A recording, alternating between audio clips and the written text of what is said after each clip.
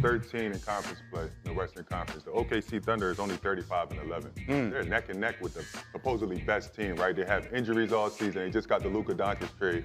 Their bench and their depth is ready, right? You have Durant, Benny Smith. AR is playing the best basketball, averaging 20 points. You have three guys that can get a basket at any time.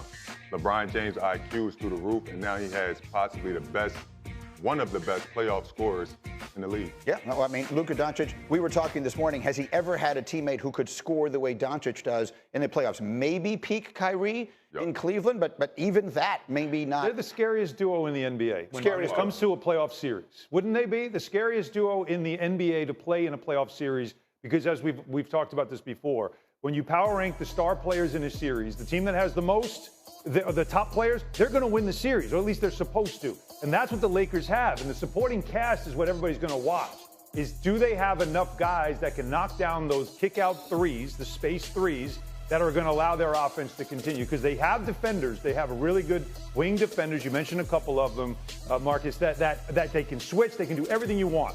But if they're not hitting, Gabe Vincent's not in some corner threes, if you're not getting it from Vanderbilt, you're not some other people that have to step up in big spots, that's going to cost them. Can I put up C25, Cindy? Because to sort of illustrate this point, with Denver losing last night, the Lakers wake up this morning as the 3 seed in the Western Conference. They have the tiebreaker with the Nuggets. Lakers play the Warriors, by the way, tonight, which should be a fascinating game. And the 2 seed is still, in theory, within reach because they will play each other. The Lakers will play the Rockets, so they'll get a chance to try and make a move there. This obviously is a compelling story for a million different reasons, Shams, as we see the Lakers trying to make their moves here and how this all is going to wind up in the standings in the first-round matchups. Greeny, my biggest concern with the Lakers was their front court depth, and that's Jackson Hayes.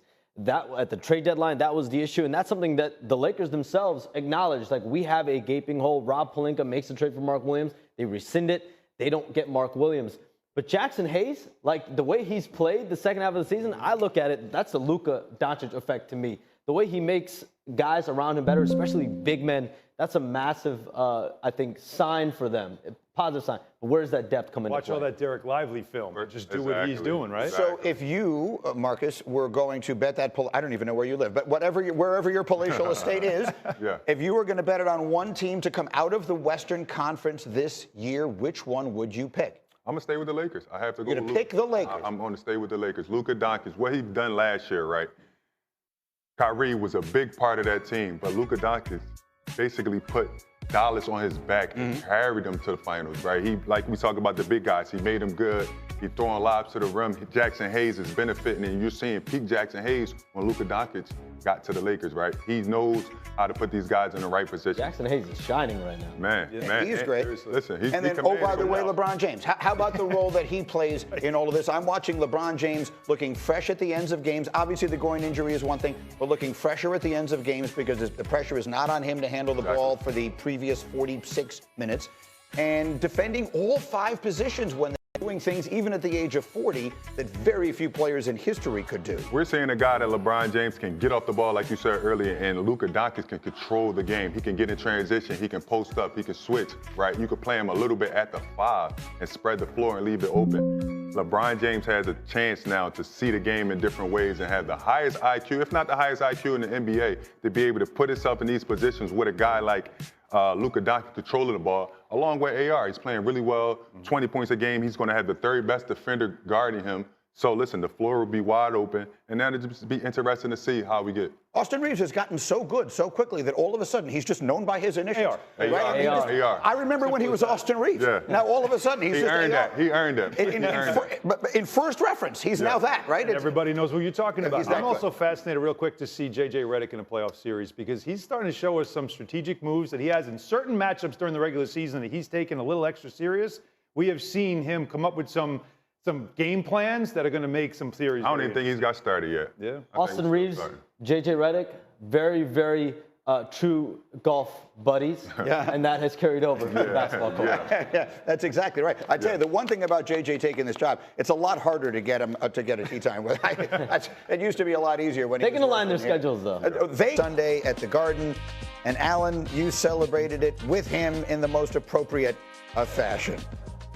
Alan got some swag right now. I like that. Now, full disclosure, that's Clyde's jacket. Oh. He loaned you the jacket. Literally the You didn't have to tell me that. I mean, I don't. You don't think I have that in my closet? Did I think you just brought that from home? Every now and then you got to let them know. Well, the hat, the bolero. With the hat and the what are you like a hitman from a 40s movie? You remember the famous Walt Clyde Frazier photo is him in front of the Rolls Royce. Yes, but it looks very different on him than it does on you somehow. Naturally, it does. Yes, but yes. Look, it's trying to pay homage, and every now and then you got to let people know that if I had to, I can. So you're not the only person at this table who has at one time or another emulated Walt Frazier in your wardrobe. When I was a boy, I slept in New York Knicks number 10 footy pajamas. Remember the pajamas that had little feet on them, like, you know, remember those? Yeah. I did. New York Knicks number 10. Yeah, I wore those up until I was like 25. I slept in those, and because he was my favorite player ever when I was growing up. So I thought that was funnier than that. Okay, let's show the Knick highlight from last night. Knicks and Cavs. Work with me here, guys. Karl Anthony Towns of the Knicks ashamed of you. visiting Cleveland. Everyone ashamed of me. Mid-third quarter, Karl Anthony Towns. He had 25 and 13. Few possessions later, though, Allen, it would be Donovan Mitchell taking the game over. And he did, because OG Anunoby got into foul trouble and he couldn't guard him anymore. And that's exactly what Donovan Mitchell wanted, because he couldn't get anything going early.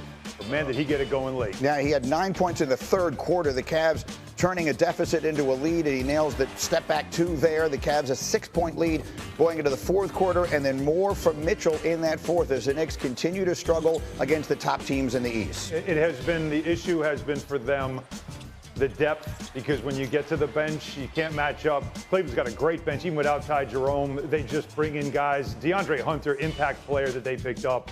That depth is going to be tough to match up with in a playoff. 27 for Mitchell last night as the Cavaliers get the win. So to point it out, the Knicks are now 0-6 against the Cavs and Celtics this year.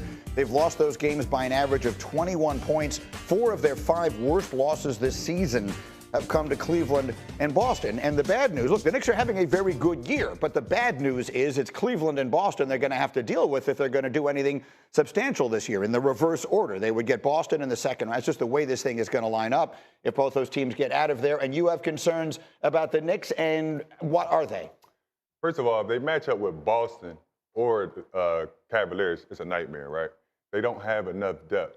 I'm a big Knicks fan, but I do not trust anybody that's coming off the bench. This is a 5-man team, right? You're going into the playoff with 5 guys that you trust.